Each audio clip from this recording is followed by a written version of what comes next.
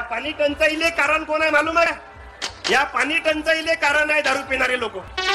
तुम्ही म्हणाल कसं? तर एक देशीची शिशी बनवाले 7 लिटर पाणी लागते. किती लागते? 7 लिटर पाणी. आणि एक फिस्कीचा खंबा बनवाले 17 लिटर पाणी लागते. आणि महाराष्ट्रात एका दिवसात 84 लाख लिटर लोक दारू पिते. किती? 84 लाख लिटर दारू एका दिवसात पिते महाराष्ट्रात. आणि हे 84 लाख लिटर दारू बनवण्यासाठी 27.5 कोटी लिटर पाणी लागते.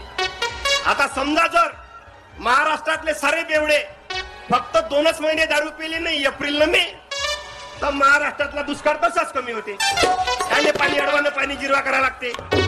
म्हणून मी कार्यक्रमातून म्हणतो की पाण्याविना मरशील रे रे भाऊ, पाण्याविना तरशील रे, पाण्याविना मरशील रे भाऊ, पाण्याविना तरशील रे.